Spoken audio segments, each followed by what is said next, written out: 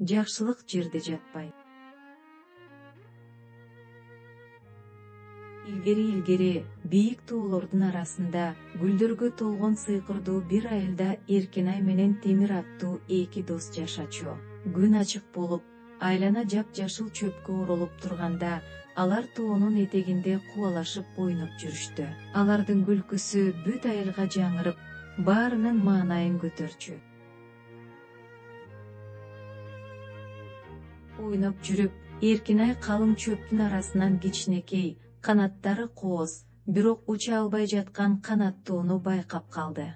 Канаттуунун бир канаты кичине жабыркап калыптыр. Эркинай акырын гана ага жакындап, аны корой карап, "Коркпо кичинекей, биз сага жардам беребиз" деп шыбырады.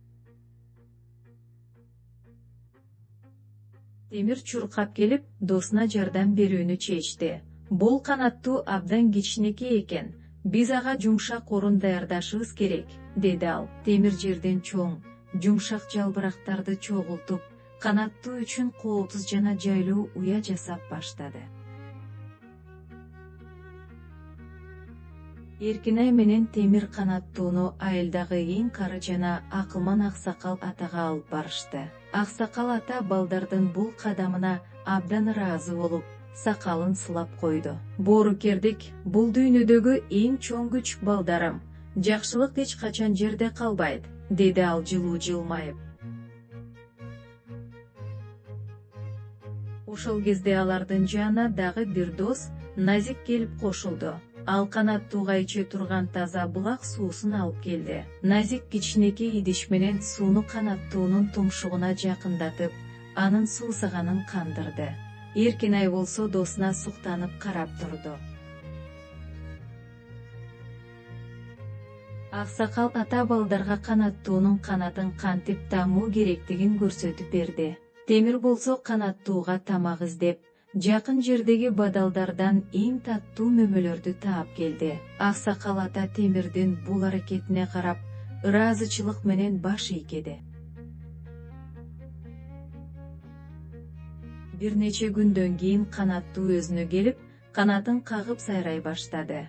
Эркинай анын үнүн укканда абдан сүйүнүп, "Карагылачы, ал кайрадан ырдап жатат", деп кыйкырды. Анын канаттары кайрадан жаркырап, учууга даяр болуп калган эле.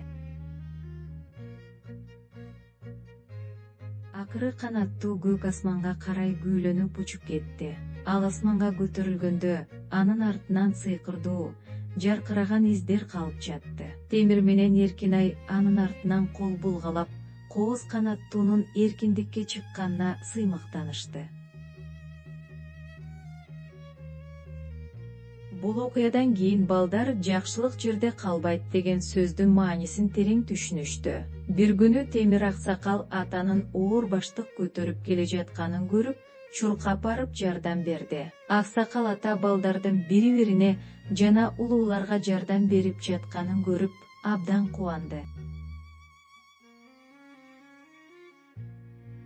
Менен Темир боорукердиктин күчү кандай болоорун билишти. Кичинекей бир жакшылык дүйнөнү жарык кылып, өзгөртө алат экенин алар эми унутушпайт. Алар кол кармашып, келечекте дагы көптөгөн жакшы иштерди жасоого убада берип, күндүн батышына суктанып турушту. Жакшылык жерде жатпайт.